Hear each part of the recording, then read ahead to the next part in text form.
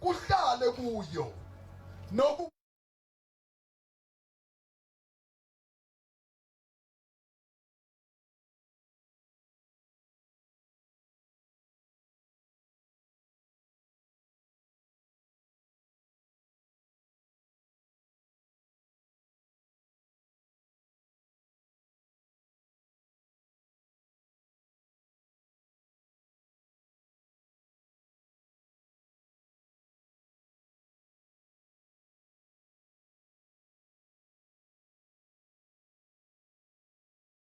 Amen.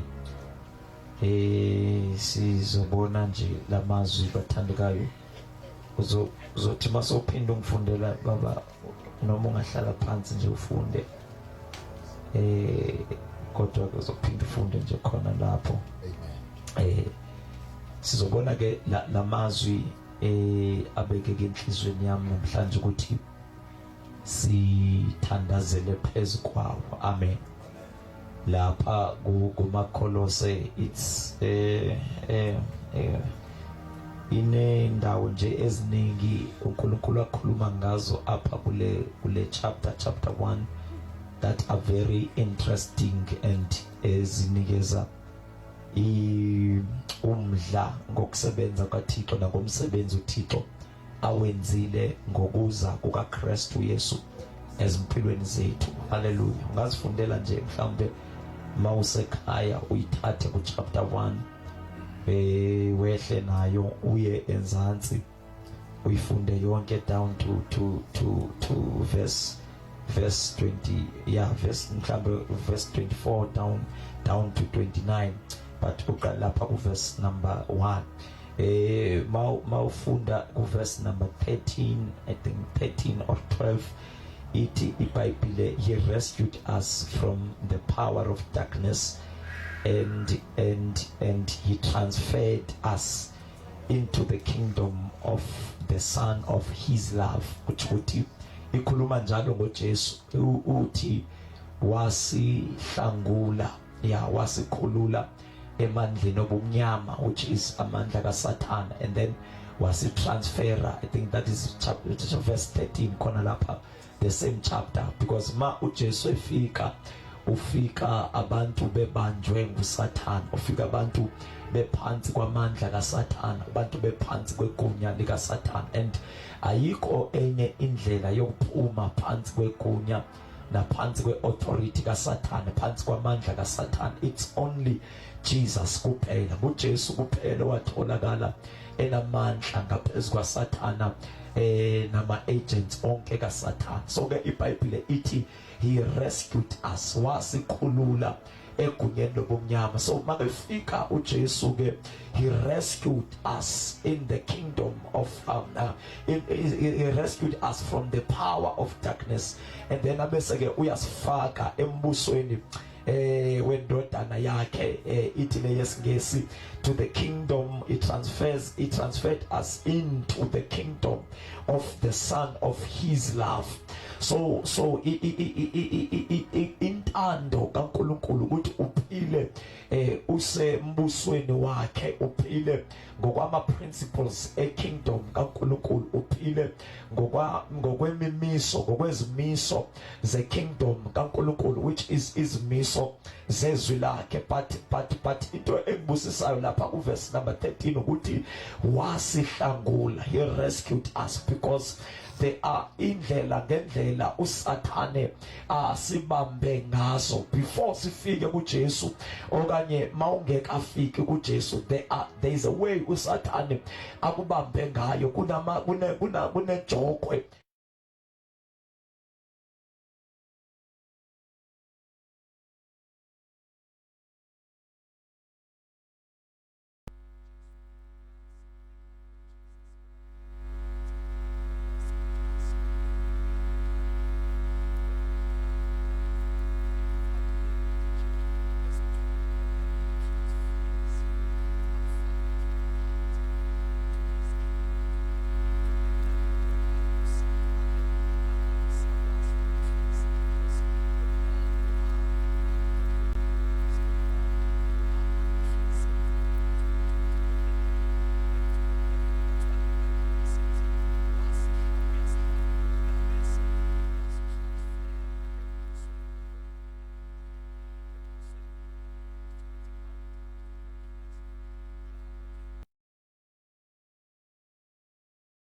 ampushe akufake deeper.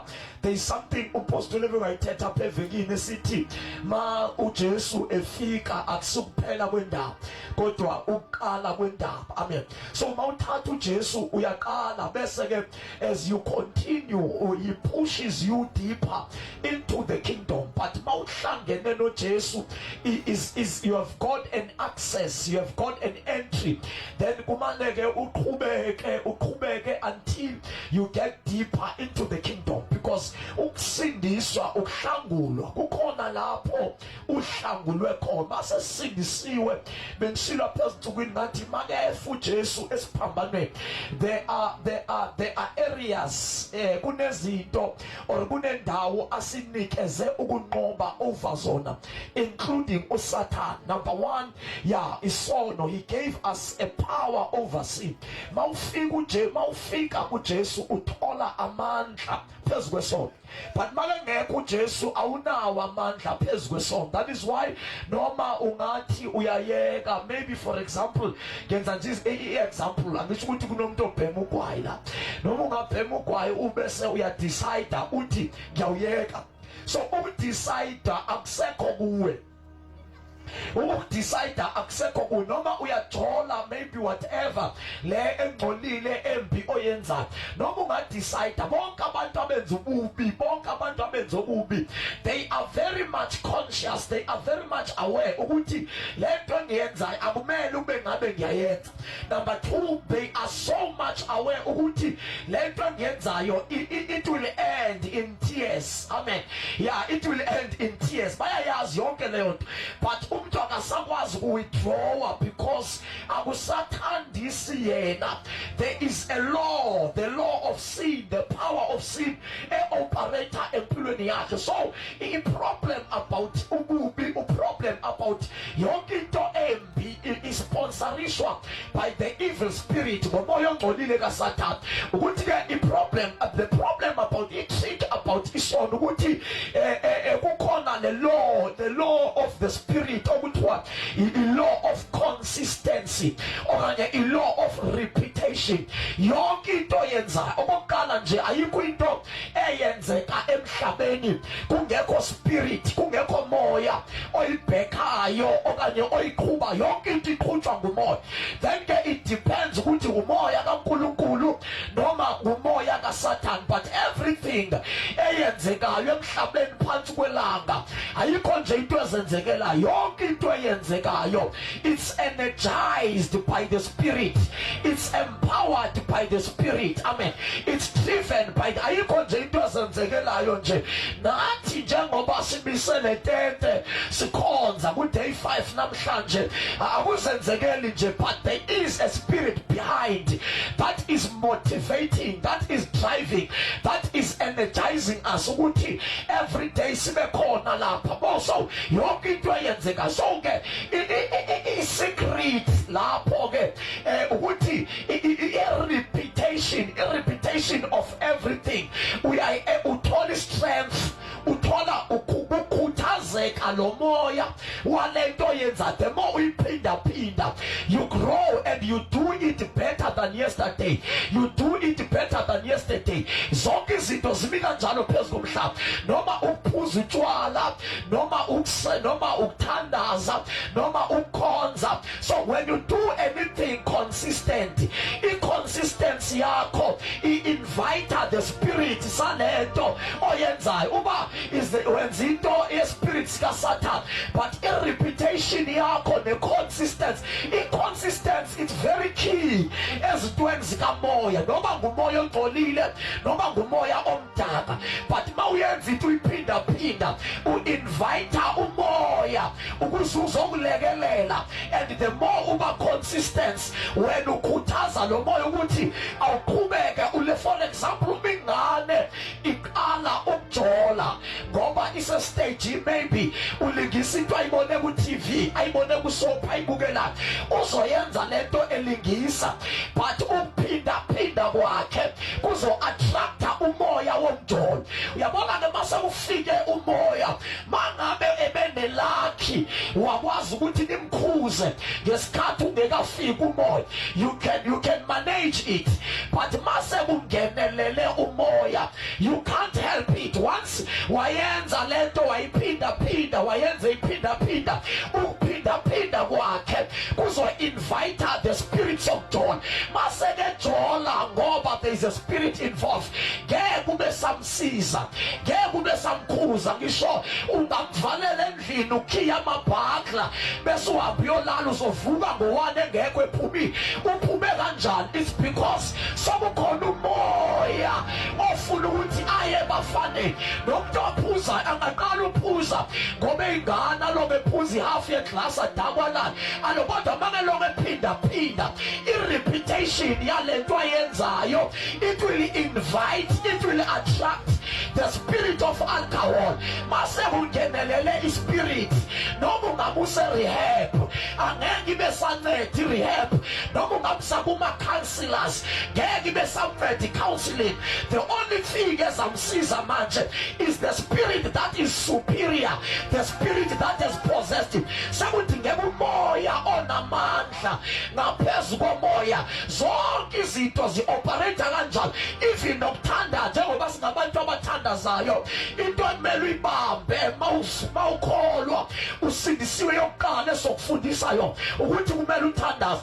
Nokuthandaza uqala uyinto nje engenzi sense ongayizwa, but i-secret you must repeat, repetition and the consistent. The more uba consistent, you attract the spirit of prayer to come and assist you. That is why singabantu abahlezi bethandaza ngoba sathandaza kwaze kwangenelela umoya.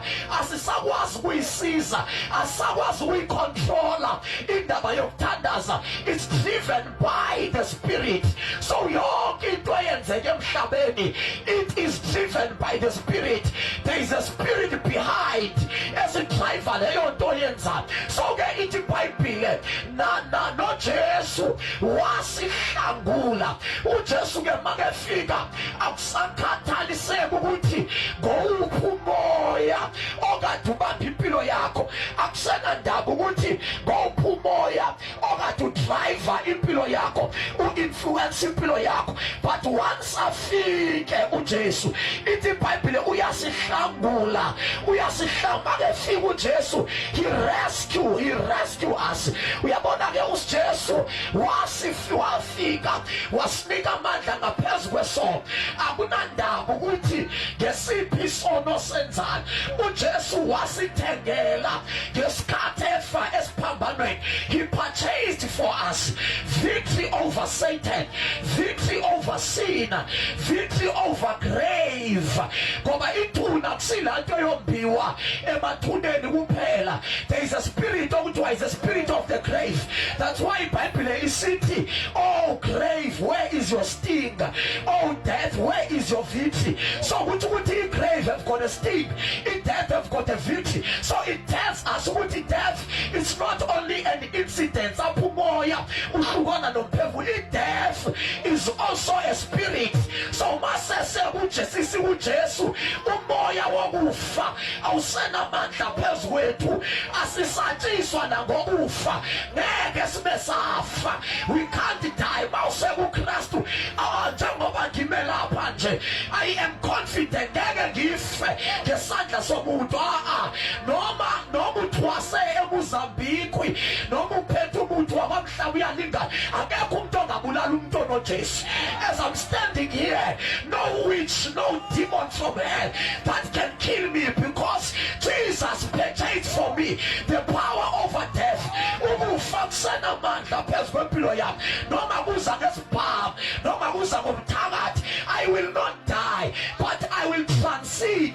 Ngiyophume emhlabeni, ngihambe ngiyezulwini, ngiyohlala nobaba lapho ngiyochitha khona ingunaphakade, but I will not die.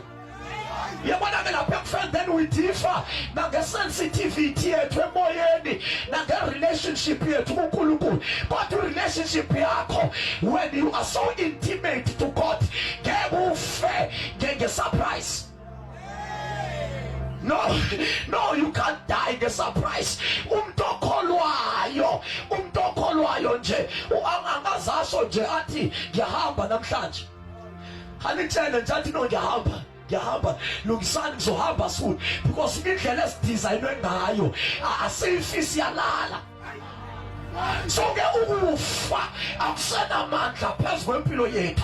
uKristu wasithengela ukunqoba, wasinikeza ukunqoba phezu kokufa. Let me continue this part. He gave us victory over Satan, victory over sin, victory over grave, victory over death, victory over sickness, victory over curses. Ngisho mina isiqalekiso zasemakhaya akithi thina sakhushwa sayabona nje, for example ekhaya bonke abafowethu kumele bangene ejele, bangene kuma drugs, bathini but uJesu wafika wangisusa nje. Wawavele sebengamane baqhubeke kodwa I am a living example ukuthi kuyaphumeka kulento. Sebengamane bahlale ngoba bestubborn, but God has did it clear to them ukuthi kuyaphumeka kulento. That is the curse of my bloodline. Isiqalekiso sasekhaya, isiqalekiso sasegazini, ngoba uthola ukuthi bonke abantu indawo nendawo iba nesiqalekiso sakhona. Ukuthola ukuthi bonke badla drugs, bonke bayafa at age 35, bonke bafa ngogwazo, bonke bafa nge-stroke. That is not normal. Le cycle ayikho normal. It's not a coincidence, but it's the curse of the blood, it's the curse of the territory, it's the curse of the family, because abantu ba-operator phansi kwe-curses. Ephila nje uyazazi ukuthi noma mina ngingaphasa ekhaya siphumeleli, siyaziwa lapha emlalazi noma ungafunda kodwa uzawuphelela ebudawu etshwaleni, uzoba yisidakwa. They know because it's the curse of their blood. Kodwa makefika uJesu ithi iBhayibhile wasikhulula egunyeni lobumnyama. Akusena ndaba ukuthi ubumnyama buvela on what way, on what manner, but into emnandi ngoJesu, once wafika uJesu wena uyaphuma. Once umuntu wakhetha wachuza ukuzithathela, wasithathela uJesu, ngisho bangafa left and right, bangathakathwa left and right, bangaqalekiswa left and right, baphile phansi kwekheshi, into zabo zingaphi kahle. But mawukuKristu wena wedwa uyaphuma, ngoba unamandla kuye asihlangula, asikhulula esandleni sikaSathane. uSathane akasena mandla phezu kwempilo yethu, akasena gunya phezu kwempilo yethu. But ke iproblem yebandla manje nabokudala bekhona ukuthi basindiswa ba-relax. Yabasindiswa bame phela. Ukusindiswa is the door. Uthi uJesu I am the door. Mawume emnyango izigebengu ziyafika emnyango, abathakathi bayafika emnyango. After uvulelwe umnyango, you must proceed, uhambe ungene deeper into the kingdom. And the problem ke kwi-kingdom we don't walk awuvele uzihambele nje. I-transport, i-channel, i-doctrine yezwi likaNkulunkulu, the more we taller is the more you step closer, the more we taller is the more you sink deeper into the kingdom. So apha kwi-kingdom asimanga in the same position. Kuya ngokuthi uyithole kangakanani isifundiso, kuya ngokuthi uzinikele kangakanani esifundisweni sezwi likaNkulunkulu. Kunabahlezi bememnyango nje. Solo wasindiswa ngo-1960 wamemnyango, wathi uJesu ngimemnyango ngiyaqoqoza ngivule, wavula wamemnyango. Kunabantu abahlezi bememnyango. So that cannot be a victorious kingdom life. Cannot be a victorious kingdom life. But uthi chapter verse 13 uthi wasikhulula emandleni obumnyama. Le gospel lena iyasikhulula emandleni obumnyama. It has got power to deliver us from the power of darkness. Akunandaba ukuthi yini ekubophile, akusena ndaba ukuthi ineminyaka engakhi ikubophile. once wafika uJesu, he delivers you. He delivers you. Kunabantu abanento abazowunayo ukuthi lapha ekhaya kunje, lapha ekhaya kunje, noma into ozalelwe kuyo, nabangaphambili bathi into lapha ekhaya. Bonke abantu bayafa mabenatenti lapha ekhaya. Bonke abantu bafa ngengozi mabenapha ekhaya. But once wafika uJesu, umuntu ezinikela kuJesu uyaphuma kwi-thread ze-bloodline, uyaphuma kwi-evil pattern ze-bloodline. Mawuthatha uJesu, it's not a play, it's not a joke. Ukuthatha uJesu ukusinda kwangempela, ukusinda kwangempela. And the problem in mystery nge-salvation ukuthi uthola amandla azokukhupha kulento, bese uthola amandla azokubamba ukuthi wena ungabi sabuyela kulento ekade ukubambile. Number 3, uthola amandla ukuthi lento ekade ukubambile ingabi sabuya ukufika. Siyamba sonke, uthola amandla okuqala ayakukhupha, uphinde uthola amanye amandla azobamba the victory over Satan, azobamba uSatan noma asengeza ethi uzokusearcha, uzokufuna, uzokhangela, ngeke abe sakuthola. Number 3, uthola amandla azobamba wena ngoba usenyameni, usemzimbeni, noma usufisa ukuthi uphindele kulo, ngoba sometimes uSatan uba innocent, abantu bavele nje baziphumele kuNkulunkulu baziyele kuSatan. But i-salvation iza namandla akukhulula esonweni. Number 1, number 2, ibese iza namandla abamba isono singezi kuwena. Ibese ikunikeza number 3, amandla azobamba wena ungabi saphinda kulento engozi. Namandla kukhuphe engozini, abamba ingozi ingezi kuwe, aphinda abambe nawe ukuthi ungabi sabuyela engozini. That is what is called salvation. Leyo nto ke ngeke yenziwe ngemithi ekhandwe ngabantu. Uyabona into ezikhandwe ngabantu zingakusiza. Angifuni ukuthi azinawo amandla, zinawo amandla, kodwa amandla ento zabantu unlimited. Kukhona la hamba phelelwe khona, angakusiza for 2 weeks, after 2 weeks aphela amandla, umuntu aphinda somole. Angakusiza for 10 years, after 10 years mhlawumbe akusize uziyofa. Mawusufa isali family yakho isobola ngoba kade wena uphethe amandla owabathole ebantwini. Amandla abantu ayaphela, amandla lomhlaba ayaphelelwa. Abangathi ayakusiza, but akusiza for a period, a certain period of time. And number 2, anama limitations and any trick about the devil. Satan is in the business. Ayikho into ongayithola kuSatan ungabhatali. You must know. You must know. Alukho usizo.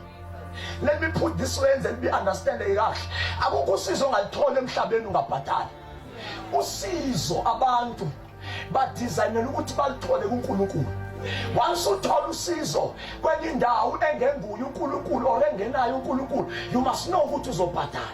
Sometimes ubhatala ungazi, abanye abantu abayazi leyo nto. To know ukuthi apha emhlabeni mawuye ezintweni ezindaweni zalomhlaba uphethwe ikhanda, into zalomhlaba zizokunika into elincedayo ikhanda, liphele ikhanda.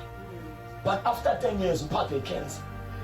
La cancer economic yangena ngalanto boyidla yaphilisa ikhanda, yaphilisa ikhanda but yaqala icancer. So zi-operate kanjalo. Mhlawumbe umuntu angabi nabantwana, aye nyani endaweni abathola abantwana, bakhula abantwana. So after 10 years, 20 years, abantwana aba they are criminals. I don't say not always abantwana mabezi criminals so bekwenzeke lonto, but there are times uthola ukuthi into i-orchestratewe ngumuntu ebeyofuna usizo, but usizo waluthola in a way that will be transactional. Uzobhadala. And into zikaSathana zithi enjoy now and pay later. Zithi makulunge lusizo olushesha liyaphutuma, uliphutuma usizo umuntu abuye ejabule ethi liphelile ikhanda. But after 5 years sizwe ngaye ekhala ngecancer. Le cancer ayikho normal. It's not just an ordinary cancer. I-cancer yafakwa yinto awayisebenzisa mhla ephila kwikhanda. So that's how into zalomhlaba ezi-operate ngakho. But usizo lukaNkulunkulu, usindiso lukaNkulunkulu, so umuntu ke udalelwe ukuthi usizo lwakhe aluthole kuNkulunkulu kuphela, because ngeke uthathe imoto kaMercedes Benz uyoyilungisa kwaNissan abanazo insimbi zikaMercedes, abazazi iparts zikaMercedes, ngoba iMercedes ayidesignanga ngabo, ayakhiwanga ngabo. Ukuze iMercedes iphile ithole a proper service kumele uyihambise kwaMercedes. So ke nomuntu ukuze umuntu asizakale kahle kumele umse lapho wayenziwe khona. Umuntu wenziwa nguNkulunkulu. Ithi iBhayibheli before you were formed ungekabekho nasesizalweni esibelethweni sikama wakho uthi uNkulunkulu ngakwazi Jeremiah ngakukhetha ukuthi uzoba ngumprofeti. So ma umuntu enenkinga kumele umthathe umse kuJehova, kumele umthathe umse kuNkulunkulu. Manje ke ngakithi ke ngibone umuntu enenkinga mhlambe egula or anything, ubone bemthatha behamba naye bethi hayi simsemntwini, bathatha umuntu bamsemntwini. Uyayizwa nje ukuthi ayenze sense, uthatha umuntu umsemntwini, umuntu umthatha umsemntwini. Akekho umuntu onganceda umuntu uncedwa nguNkulunkulu kuphela. That's why uDavid ethi ngiyophakamise ezintabeni amehlo ami uthi usizo lwami luvela kuphi, uthi usizo lwami liyavela kuJehova umenzi wezulu nehlabathi. So umuntu uncedwa nguThixo, usindiso lomuntu luvela kuNkulunkulu. Ayikho into so yonke into okuncedayo apha emhlabeni minus God, without God you better repent, because leyo nto kukhona la izokulahla khona, kukhona la izokujikela khona. Ngisho nabantu mina bayajika, they come and go. Uthando lwabo luconditionally, kodwa lukaNkulunkulu lumi ngunaphakade, alupheli ndawo. Akukho lapho liphela khona, luhlala lume ngonaphakade, luhlala lume ngonaphakade. So ke ukusinda noma usinda kweyiphinto, usindiso luvela kuNkulunkulu. That's why iBhayibheli kwiZenzo chapter 4 verse number 12 uthi salvation is nowhere else. Uthi alikho elinye igama esingasindiswa ngalo leli kaJesu kuphela. Alikho igama elimisiwe phansi kwamazulu, phansi kwelanga emhlabeni abantu okumele basindiswe ngalo leli kaJesu kuphela. Igama elisindisayo emhlabeni leli kaJesu kuphela. Alikho elinye igama abantu abangasinda ngalo leli kaJesu kuphela. Lento kuthiwa isalvation, lento kuthiwa ukukhululwa, lento kuthiwa ukuhlangulwa, insindiso itholakala kuJesu kuphela. Alikho igama elagunyaziswa emhlabeni nangaphansi komhlaba abantu abangasinda ngayo leli kaJesu kuphela. Igama elibakhona amagama ahlonisiwe emhlabeni kodwa akasindisi. Akhona amagama abantu abakhulu emhlabeni but they can't command salvation. Akhona amagama esiwasabayo abantu abasemhlabeni but they can't command salvation. Salvation itholakala egameni kaJesu, leli kaJesu kuphela. Nguye onamandla okusindisa, nguye onamandla okukhulula abantu, nguye onamandla okuthethelela izono zabantu, nguye onamandla okuphilisa abantu nasezifeni zabo, nguye ophilisayo. Igama lakhe linamandla. Ithi iBhayibheli abapostoli bake balitesta leli gama, bathi bephuma besiya ethempeleni ku chapter number 3 lapho ibandla laliqala likhula imvuselelo yanda. Ithi iBhayibhile bathi bephuma ku Acts chapter number 3 behamba, ithi iBhayibhile bathola indoda that was crippled kwasekuzalweni kwayo. Le ndoda yayicrippled kwasekuzalweni kwayo. Ithi iBhayibhile babeyithatha bakubo noma abangani bayo bayithathe every day benza imali ngaye, bamthathe bayombeka emgaqweni, babeka isitsha laphambi kwakhe ngoba kahambi. Kuthi abadlulayo baloko bephonsa ama-10 rand, baphonsa ama-100 rand, makushona ilanga babuye bazothatha lesitsha semali. iBhayibhile ke ayibanga sachaza ukuthi le mali babeyispenda kanjani, but I suspect ukuthi lamadoda ayazithathela le mali ahambe nayo bamenza profit ngesimo salomuntu. Ithi iBhayibhile lo baba wazalwa engahambi, so abantu babemthatha baze bamthathe bayombeka ngalesikhathi ezawuphila, bamthatha bayombeka at the gates of the temple, bambeka esontweni. Sebefikile esontweni abantu baqhuwela, sebefikile esontweni kodwa bangamfaka, bathi hayi ngoba imali khona la kuyanikelwa la masimbeke la. Sebefikile endaweni engamsiza, sekafiki but bangamfaki, bambeka at the gates khona ukuthi abazalwane babephuma bamphe imali, bampha ama-10 rand. Ithi iBhayibhile ngelinye ilanga kwadlula abapostoli besiya etempileni beyothandaza. Ithi iBhayibhile it was a hour of prayer, kade kuyisikhathi sokukhuleka. Mabefika uJohn noPeter, wathi uPeter sijonge bheka lakithi, wabesethi uPeter igolide nesiliva asinayo kodwa wathi sinako sizokunika kona ngoba le ndoda kade ilindele imali. Wathi uPeter esinako sizokunika wona, wathi egameni likaJesu sukuma uhambe. Ithi iBhayibhile yaphakama indoda yahamba for the first time. Yazalwa iphakanyiswa ligama likaJesu ngoba amandla atholakala kuJesu. Into ekhulula abantu, it's only Jesus.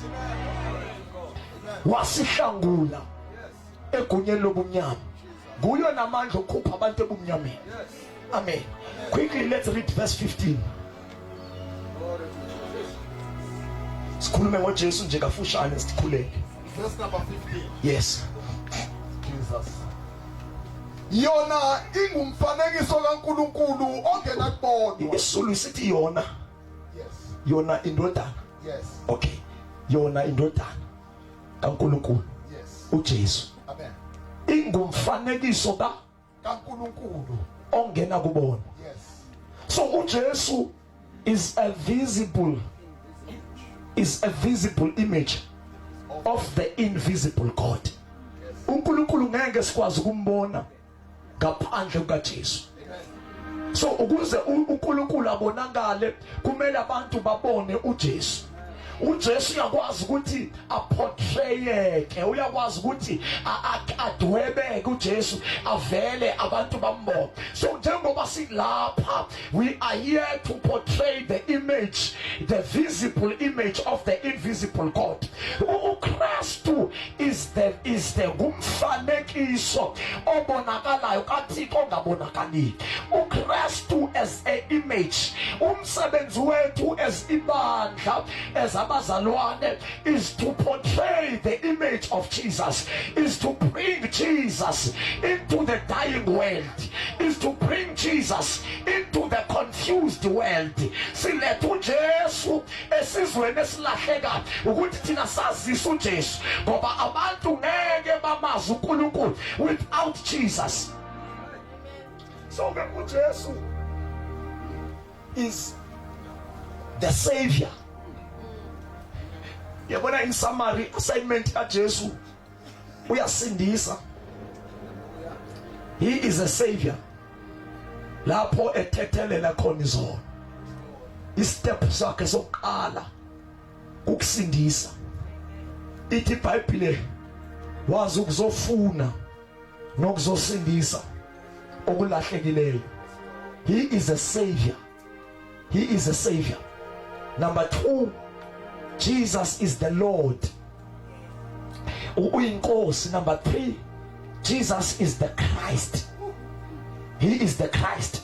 So ukuze ke i-image kaNkulunkulu ivele ngokupheleleyo, if abantu they are able to portray the image kaKristu ngokupheleleyo, uKristu avele enkosi, avele engumsindisi, avele enkosi, aphinde avele as the Christ, avele as the Christ. When he is the savior, kulapho ekhulula abantu ezonweni zabo, kulapho exolelanisa abantu kanye noKristu.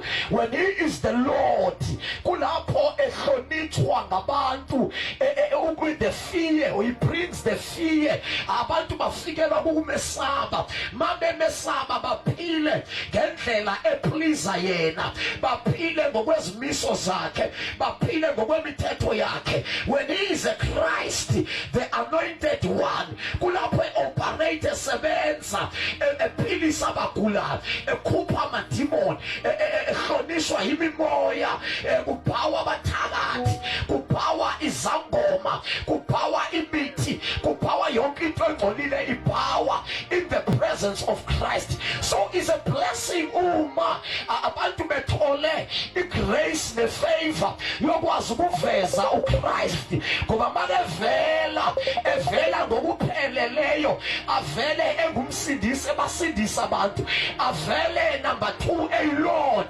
abantu bephila ngokwemithetho yakhe, bephila ngokwendlela yakhe. Number 3, avele enguKristu enamandla, the spiritual power, the supernatural power. Uma evela kanjalo, suke ke ibusisekiwe leyo ndawo, isube sibusisekile isizwe esi-experience uKristu evela engumsindisi, bezwile ngaye engumsindisi. Number 2, evela enkosi. Number 3, evela engonamandla, evela ongenamandla, kuphuma amadimoni, kuqhawuka izibopho, kukhululwa ababoshiweyo, because Jesus is the Christ. So kuvela the full image, which is the visible image of the invisible God. So ke ithi iBhayibhile uKristu is the visible image, Jesus is the visible image of the invisible God. Asikwazi ukumbona uNkulunkulu ngaphandle kukaKristu, asikwazi uba ne-idea kaNkulunkulu without uJesu, asikwazi ukuhamba ngendlela zikaNkulunkulu without uJesu. Verse 18. Glory to God. Verse number 18. Yes. Jesus. Yona inhloko yomzimba, ngisho ibandla. And then ke uKristu inhloko yomzimba. Yabona apho khona abantu abakhonza abahlangene khona engekho uKristu.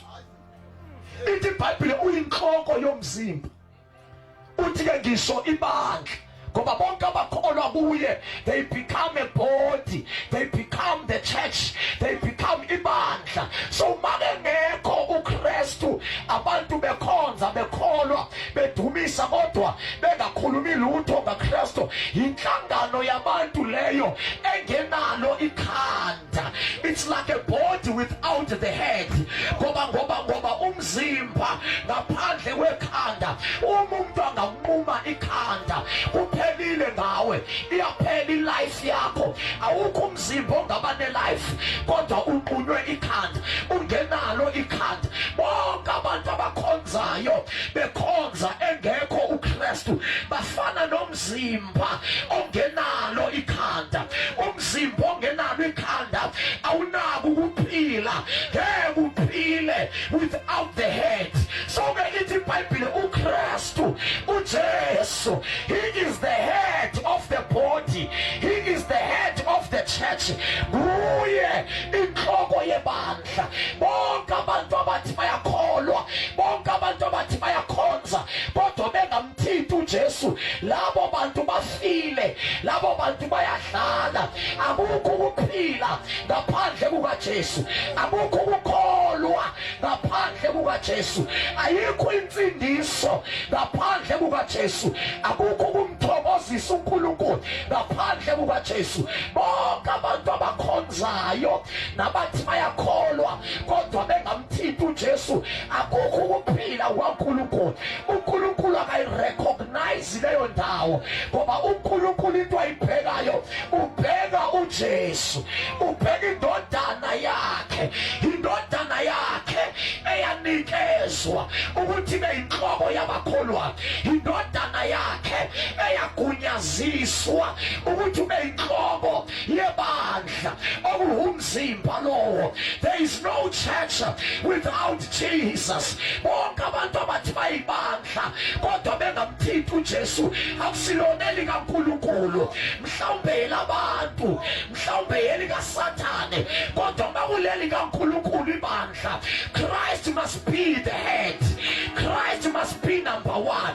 Christ must be the priority, ngoba nguye owenza ukuthi abe inhloko. He was made to head the church. He was made to lead the church. Kahle kahle uthi lo bhalayo ku-16, zonke izinto zadalelwa kuye, zidalelwa yena, zidalwa ngaye. He is a chief commander of the church, of the believers. Ngaphandle kukaJesu abantu abahlangana bekhonza, they are deceived, bayalahleka, bayaduka. Once abantu bahlangane bethi inkolo, bethi bayakhonza engekho uKristu, those people bayalahleka.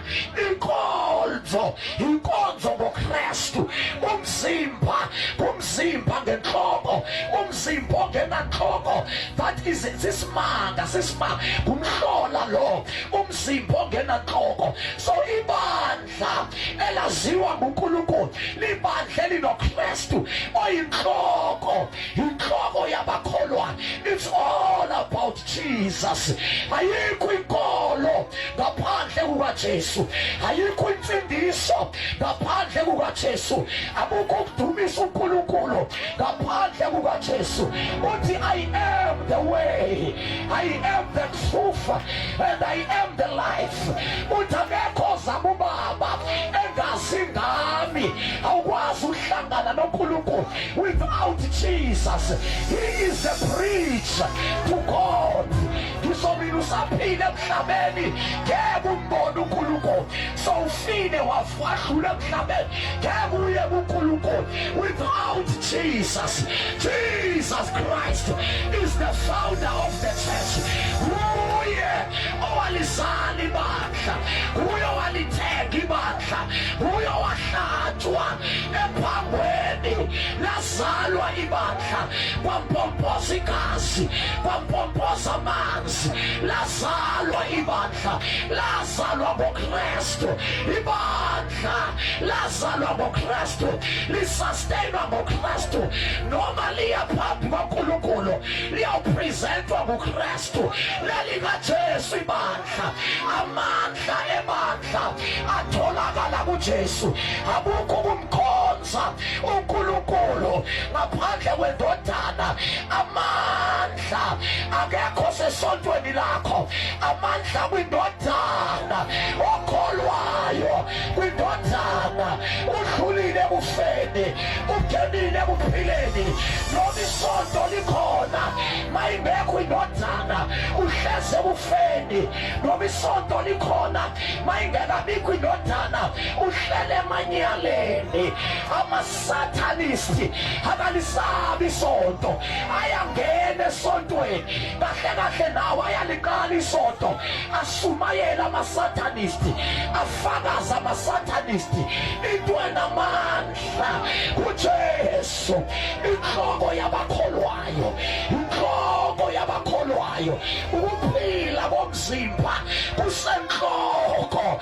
Nalapha emlalasi sizovusa ibandla elinenhloko, sizovusa ibandla that is headed by Jesus Christ, by Jesus Christ. uJesu kuyosindisayo, kuyokhululayo, kuyowenza izinto zenzeke. Ithi iBhayibhile manje ngiphakamisa ngiyobadonsa abantu, manje ngiphakamisa, manje phakama yena konke bekuphakeme kuyawa, manje phakama uJesu konke bekumile uyagoba bese adonsa abantu, uyabadonsa abantu. Iproblem akaphakanyiswa. Funda verse 8, verse 18. Glory to God. Verse number 18. Verse number 18 is. Yona inhloko yomzimba ngisho ibandla engukukala izibulo kwabafileyo ukuze yona ibe ngowokuqala ezintweni zonke, ukuze abe ngowokuqala. You see, lapha ku verse number 15. Ithi iBhayibhile, Christ, the visible image of the invisible God. Sesiyakhuleka. And then bese sithi, the firstborn of all things. It is the firstborn of all creation. Ngoba la it's in Colossians, but good John chapter number 3 verse number 16. Ithi iBhayibhile, God so loved the world wenze nje uNkulunkulu kulithanda kwakhizwe wade wanikela indodana eyodwa ekuphela kwayizele, because lo obhalayo ubhala referring to the time uKristu engekayi esiphambanweni. Uthi ke he is the only begotten son. Uthi wanikelwa ngesikhathi enikelwa, he was the only begotten son, wayindodana eyodwa, but after efile waphinde wavuka waye kuba yi only begotten son, he became the firstborn. But akasay is no longer the only, he is the firstborn. Then thina esazalwa ibandla is we are his brothers, he is the firstborn. Njengamanje akase ngunyana kaNkulunkulu ekuphela kozelwe, he is just a firstborn, but nathi we are the sons, sizindlalifa kanye naye uKristu ngokufa kwakhe sazalwa, we are the heirs along with him.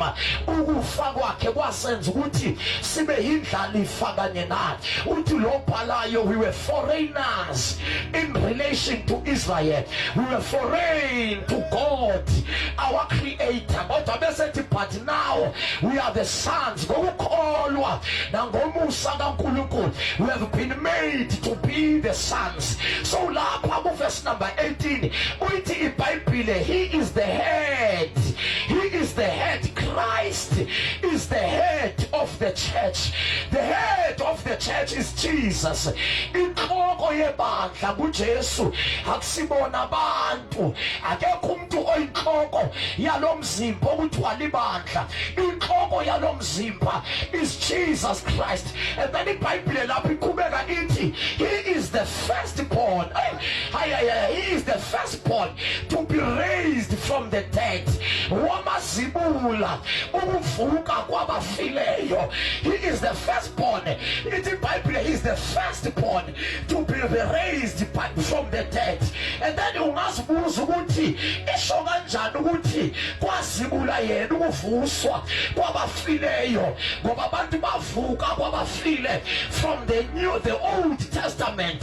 Bake bafa abantu bavuswa, omunye nje wafa nje kwafakwa amathambo kaElisha esidumbini sakhe, amathambo intambiso kaElisha esemathambeni ya activate ukuphila komuntu ofileyo, ngoba intambiso ayiphele emntwini, ihlala ikhona selefile, iba khona intambiso engasuki, ihlala emathanjeni omuntu sewafa umuntu, but amathambo akhe asagcwele amandla, amathambo akhe asagcwele umlilo. Bake bafaka umuntu efile emathanjeni kaEliya, wavuka umuntu evuswa ngamathambo ebanjwe lugqobo olusemathambeni omuntu owafa kudala. Yabo sobavuka abantu uJesu bavuka abantu, noMoses bafa bangcwatshwa nguNkulunkulu, noElijah bafa bangangcwatshwa. In fact uElijah zangafe, yena wafika inqwelo zomlilo zamthatha zahamba naye. He was raptured.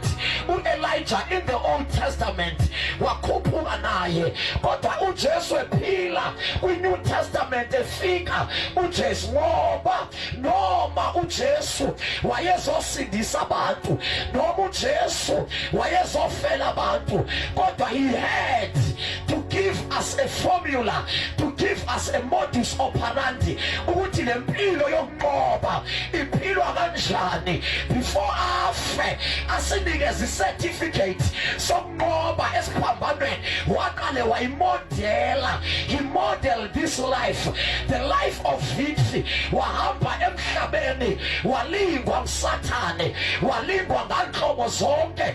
Elithi iBhayibhile kumaHebheru sinompriest owazana nezilingo zonke, owazana nobuthakathaka bethu, ngoba naye walingwa. He was tempted and tested. Ngesikhathi ephila, he had to model the life of victory for 33 years.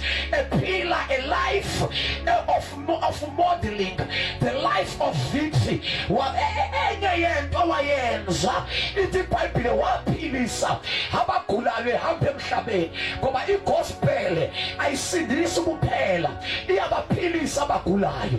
Yes, igospel iyabaphilisa abagulayo. The gospel of Jesus, hayi yesonto lakho, kodwa kaJesu mayiphelele kahle. It does not only save, it does not only teach.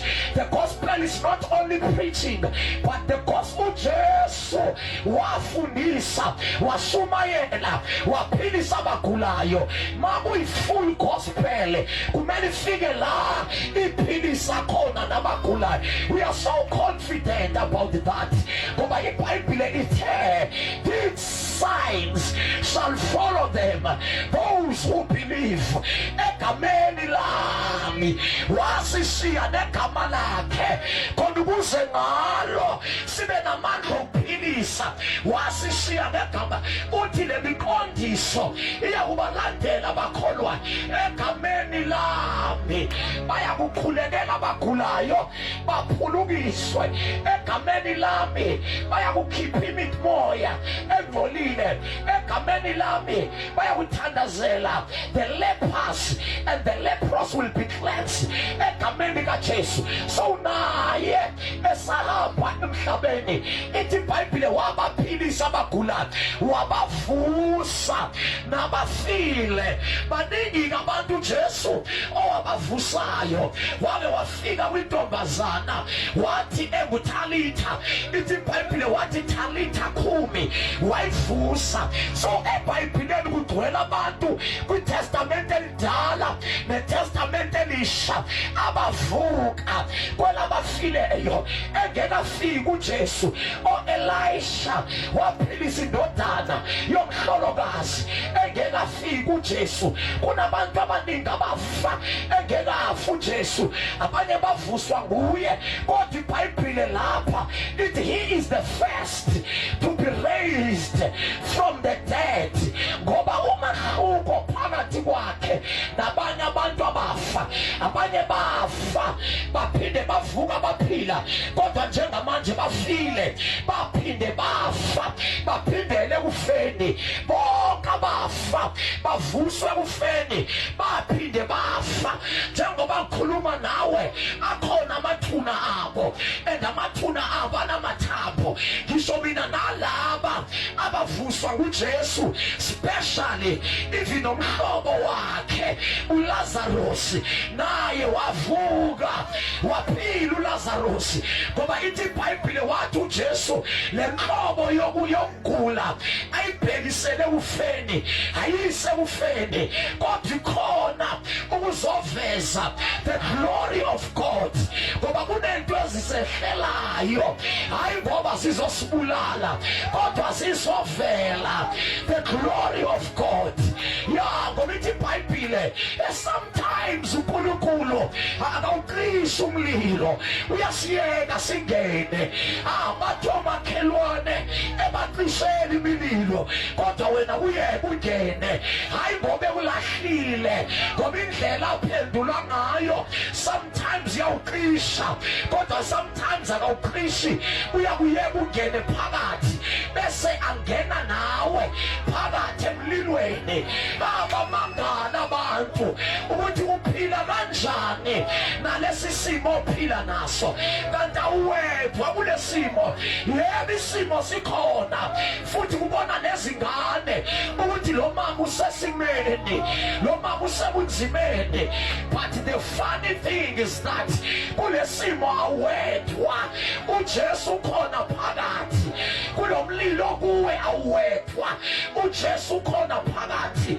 noLazarus wamyeka wafa uLazarus ethandwa nguJesu kodwa iBhayibhile langikhona ithi wabuye wavuka uLazarus kodwa waphinde wafa uLazarus usemangcwabeni amathambo akhe amhlophe emathuneni. The Bible says Jesus is the firstborn ngoba uJesu wafa wabuye wavuka wangabisafa uyaphila namanje. Ithi iBhayibhile uhleli ngasekunene sikaNkulunkulu enxusela thina imihla yonke. Le ndoda lena zangibulawe zangafe uJesu even by the time bemthatha bemngcwaba ngoba wahlala ethuneni for 3 days but Jesus never died. Wazinikela wathi ngiyawunikela umoya wami esandleni zakho sesiyathandaza akazange afe ngoba uNkulunkulu akafi. Awukho umkhonto ongabulala uNkulunkulu asikho isibhambo esingabulala uNkulunkulu. God can never die. Akazange afe uKristu wazinikela wafa ngewili yakhe wafa ngoba uthande yena wavuka ngomhla wesithathu walehula ingcwaba. Ithi iBhayibhile kunabesifazane engibathandayo ithi iBhayibhile labesifazane bahlala noJesu kuLuka chapter number 8 ithi iBhayibhile they were ministering to Jesus with their material with their position with their properties babekhonza uJesu bemseva ngemali yabo bemseva ngeproperty yabo. Ithi iBhayibhile noma esefa uJesu ngesikhathi Jesus was hanged on the cross labesifazane babekhona and they were very close to the cross. Amadoda yemele kude abapostoli babemele kude labo mama bahlala esiphambanweni ngesikhathi ehlatshwa bahlele eduze naye babhekile babukile waze wafa. Makefa abapostoli they were discouraged, they were intimidated that our king is gone. Lo bekade simbabaze bantwini lo bekade ithemba lethu silibeke kuye lo bekade sithulisela imimoya esithulisela ulwandle bahamba abapostoli bayosivalela basala besifazane basala bembhekile esiphambanweni bambheka sekefile bangahamba sengathi babethi nobe efile asisenabo abanye uNkulunkulu sizomthemba nobe efile sizombheka nobe efile ngoba ithi iBhayibhile bahlala omama kwaze kwashona ilanga kwafika indoda okuthiwa nguJosefa ngoba kwakungekho umuntu phakathi kwabafundi who qualified ukuthatha umzimba kaKristu ngoba abafundi bakaJesu babegcwele umlilo kodwa babengenamali. So ukuthatha umzimba kwakudinga umuntu onemali kwavela indoda nayo engumfundi. Ithi iBhayibhile nguJoseph wase-Arimathea ithi iBhayibhile he had properties. So it's also the part of the plan of the gospel ukuthi ekuhambeni kwalo igospel kube khona uJoseph Joseph of Arimathea, kungabikho Peter kuphembo, bo Peter ba right ukwenza imimangaliso, ba right Peter na backgroundini, but we must have our own Joseph of Arimathea abazothi mina ngeke ungibone ngisemayikhini, ngeke ungibone ki-worship team, but I will push it with my property, I will push it with my finances, I will come from behind the scene, mina ngizosupporta ngalokho enginako. So ke ithi iBhayibheli labo mama bambuka uJesu kwaze kwafika uJoseph wathatha umzimba wakhe, noma uJoseph esawuthathile umzimba bahamba naye bayobona lapho umzimba ubekwa khona, balibona ithuna lakhe. Those were women, angazo baba noma babephi, but iBhayibheli isitshela about the women, labesifazane balibona ithuna baze noma sekefakiwe ethuneni ngoba ukholo lwabo lwaluso strong uJesu, lwalulukhulu ukholo lwabo, noma sefakiwe ethuneni bahlala baze kwashona ilanga, bahamba bayolala, angazi noma balala nangalelo langa ngoba ithi iBhayibheli early in the morning, early ekuseni, very early, awubasele bekhona bethi inkosi yethu ifihlwe lapha, inkosi yethu ibekwe lapha, babethi sizohlala naye noma sefile, asinayo omunye uNkulunkulu. Sengathi babehlabelela le ngoma ethi we will serve no other God, we will serve no other God, we have no other treasure, munye uNkulunkulu. Bafike ekuseni bamthola encwathi, bafike ethuneni ekuseni, mabefika bathola ingelosi yathi kube nimfunelani, bathi ukuthi sekevukile akasekho ethuneni, nimfunelani ophilayo kwabafileyo, ngoba lo Jesu lona sangaphelele ethuneni, ithuna lizange likwazi ukumbamba, ithuna lizange likwazi ukumgcina. So i-confidence yethu when it comes to Jesus ilapha kwi-resurrection. Uyabona ke le ndaba ye-resurrection lena, hayi ke lapho ke akungavalwa into evalwayo, but when it comes to resurrection kungama yonke into, because amanye amakhosi akhona amangcwaba awo, akhona amathuna awo, and amathuna awo anamathambo. Bonke abanye abaprofethi uba singavumela ama-Islam sithi uJesu was a prophet, ngoba bathi uJesu kade umprofethi njengabanye abaprofethi. For argument's sake mhlawumbe sivume, but i-problem ngalona umprofethi ithuna lakhe alinamathambo. Onke abanye abaprofethi amathambo abo amhlophe emathuneni. uMuhammad ithuna lakhe linamathambo. Bonke abaprofethi ababhalwe eBhayibhelini no-Isaya amathambo abo akhona emathuneni. Bonke abaprofethi nabaphila ngesikhathi sethu bafa, amathambo abo akhona emathuneni. uMuhammad, u-Isaya ithambo lakhe lisemathuneni. uShembe ithambo lakhe lisemathuneni. uLhanyana ithambo lakhe lisemathuneni. Akazange avuke, akazange lehlula ithuna, wafa wangcwatshwa kwaphela ngaye, wabola amathambo amhlophe.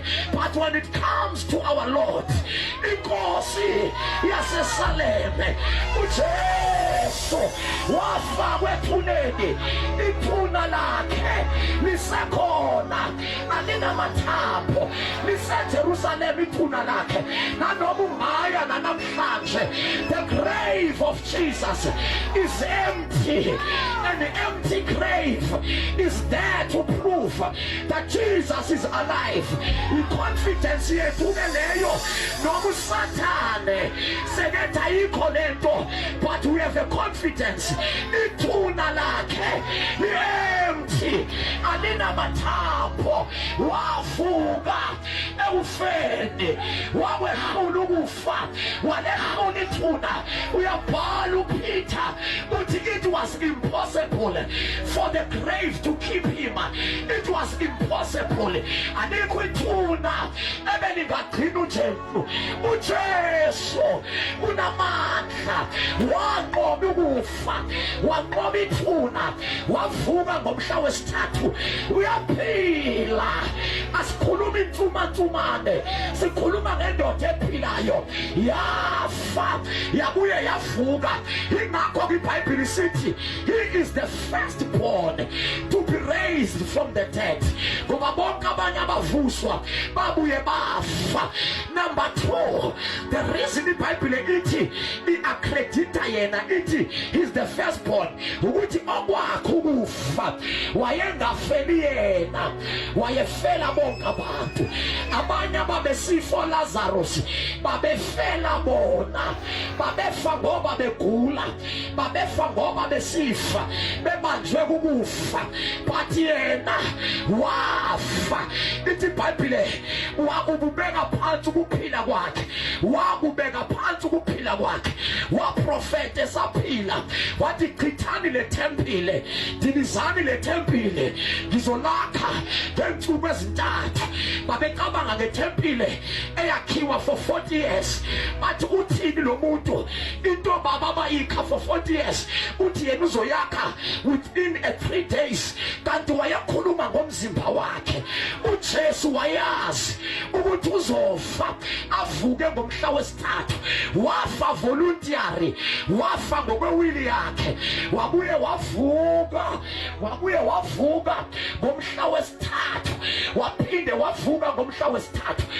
So wayengafeli yena, wayengafi ngoba ehlulwe kukufa, wayengafi ngoba inyama yakhe inikezele ekufeni, ihlulwe icancer. Wafa ngoba eyolanda mina nawe, wafa ngoba efela bonke abantu. Uyabhala uPaul uthi wabafela bonke abaphilayo, ukuze abaphilayo bangabi saziphela kodwa baphilele yena owabafelayo.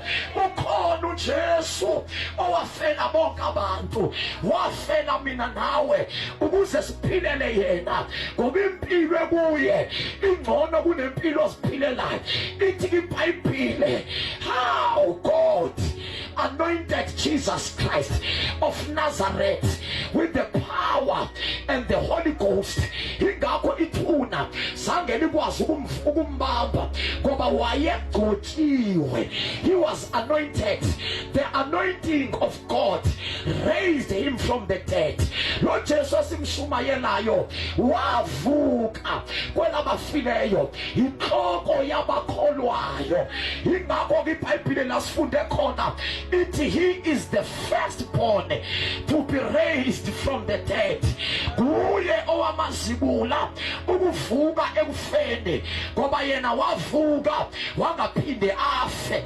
Number 2, wayesifa efela abantu ukuba sindise ezonweni zakhe. He died for you. He died for the whole world. He died for everyone. Wabafela bonke abaphilayo ukuze abaphilayo bangabi saziphilela.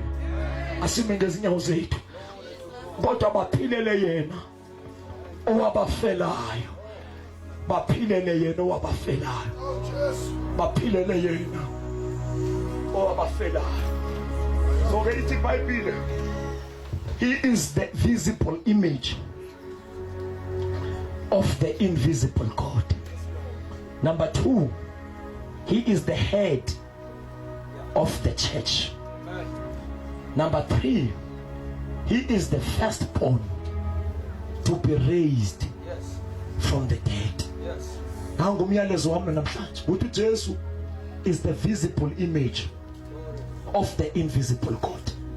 Number 2, he is the head of the church, the body of Christ. Number 3, Jesus Christ is the firstborn to be raised from the dead. Nanso into emenza ukuthi abe namandla. Nanso into emenza ukuthi asatshwe emkhathini. Izigodlo zikaSathane ziyathuthumela makubizwa igama lakhe. Nanso into emnikeza igunya ukuthi ahlonitshwe yimimoya, ahlonitshwe indalo, ahlonitshwe ngabathakathi.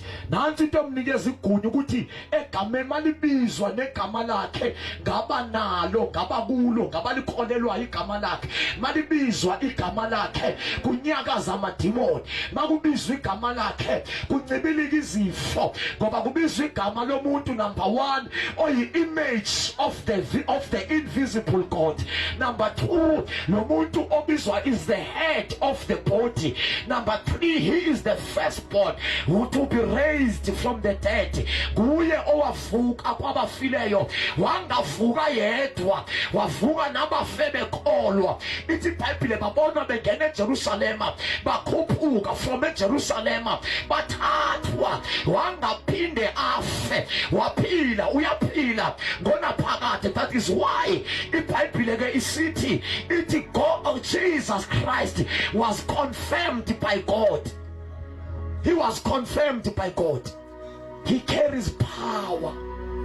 Makevuka uthi onke amandla anikezwe mina emhlabeni, ezulwini nangaphansi komhlaba. All authority have been given to Christ. Ayikho authority engaphezu kwaJesu, alikho igunya elingaphezu kwaJesu, awekho amandla angaphezu kwaJesu. Nanoma yini ebamba impilo yakho, it is a lesser power than Jesus. Nanoma yini ehlupha impilo yakho, that is a lesser power. There is a superior power than Jesus. Ithuna selinqotshiwe Apostle uJesu uya phila. Ithuna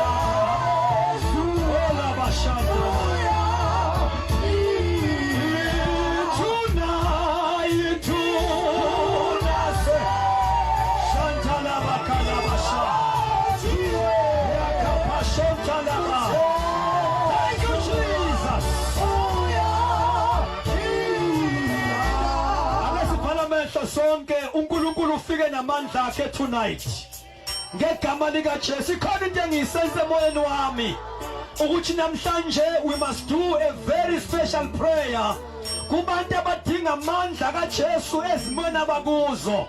Abanye abazange basikede isikole, behlakaniphile, benayo yonke into, kodwa ngenxa yama-demonic powers kuma-families abavela kona abazange baphase, abazange baqhubeke ngenxa yemimoya ebusa ema-families abo. Abanye they are struggling emzimbeni yabo, igazi labo lithwala isifo esingadiagnoseki. Noma uya esibhedlela kudokotela ethatha igazi lakho akaboni lutho kodwa uyagula. uJesu ufikile namandla akhe amakhulu to break all those forces of darkness. Abanye bayithola imisebenzi, baya-aplya ngegama likaJesu, mase fanele beke ama-interviews, bekhonto eyenzakalayo bangakwazi ukuphumelela empilweni yabo. Those are forces of darkness. Ingonyama yomndeni kaJuda inqobele lokho ngegama likaJesu. Ufikile uJesu ukuletha impilo epheleleyo holistically. Ngawo lawo mandla akhe asenzile saba nakho konke maqondana nokuphila. Shanda labakhosanta. Sifuna abantu namhlanje abathi Jesu ngiza kuwe. Khola bashanta amandla akhe obuNkulunkulu asinikezile konke okumaqondana nokuphila nokumesaba uNkulunkulu. Ungaphunyuka namhlanje hlobo sami, silethe intambo kuwena kulomgodi okuwona. Ungabamba nansi intambo ogama lawo linguJesu, makade uphume kulomgodi okuwona. Usathana ngcoba kuwona. Close your eyes. Mawusho njalo uthi Jesu ngiza kuwe, hayi ngoba umthatha idingo zempilo kodwa lokho kuyi benefit. uJesu must save your soul, must save your spirit man. Ngegama lika Jesu your sins must be forgiven. Mayikhona usho njalo uthi Jesu ngiza kuwe. Raise up your hand where you are. God bless you my sister, God bless you my daughter. Shanta labakura bashanda. Ikhonto ngizwa amaketanga yagabuka. Ngegama lika Jesu namandla makhamandela kaSathana ephulwa. You shall overcome. Zonke izimo eyisekhaya, you shall overcome. Amandla ensindiso mayifika emntwini afika with a divine favor. Kuneminyango ezawuvuleka. Uno grade 12 kodwa ifuna abantu abanama diploma because of the favor of God that is upon your life. Raise up your hand, I'm praying now. Siphambi sakhulu ngasehlisi. Khola bashanta. Nganeze ngaphambili niphamisa izandla ibandla bashayela izandla beseza. Come my sister, come now, come. I want to pray for you. Ngegama lika Jesu. Glory to God. Jesus. Nishaya izandla baze bafike phambili. Ola mashanta la bakora bashanta. Kela makura bashanta. Kichima silinda wena. Ngegama lika Jesu namandla. Mawuthi Jesu ngilekelela namhlanje ngiza kuwe nginje. I need your intervention in my life. uNkulunkulu sefikile ngegama lika Jesu. Ake sifana amehlo siphakamisa izandla sonke. God bless you my daughter. iBhayibheli lithi ngokuphenduka kwesono esisodwa amazulu ayamama ngezinyawo. The value of a soul. Singasho sithandaze kanye naye. Ushemva kwami ngathi lomkhuleko uvela kwakhe inhliziyo. Uthi Nkosi Jesu, namhlanje ngiyabonga. Impilo yami ngiyinikela kuwe. Ngiyakuvuma uyinkosi nomsindisi wempilo yami. Kusuka namhlanje ngizokhonza wena wedwa. Ngizakumdivorce uSathane na yonke imisebenzi yobumnyama. Ngiyawakholwa amandla akho, ngiyawukholwa umusa wakho phezu kwempilo yami namhlanje ngegama lika Jesu. Babona amandla onke, I pray in the name of Jesus Christ. Igazi lika Jesu aliqale lenze umsebenzi kuhlambula lo mntwana kuba okungalungi. Menze Nkosi namhlanje egameni lika Jesu, even emoyeni wakhe kube khona okufakazayo. Baba wethu namandla onke ukuthi indaba yenzekile, siyamdedicate ke simletha kwezakhe izandla. As from now on siyathandaza ukuthi umoya kaJehova awuhlale phezu kwakhe ngegama lika Jesu kusuka manje kuze bekuphela kwempilo yakhe emhlabeni. Moya engcwele nengame ngegama lika Jesu uhambe nawe umkhulise umdlondlobalise afakaza kabe namahloni ngoJesu osindisayo. We bless you Father in Jesus mighty name, amen. Besikhuleke nabantu ke bonke abanama challenges before sivale. You need to work. We are struggling in life. Cela uzela ngaphambili sikubeka izandla ngegama lika Jesu.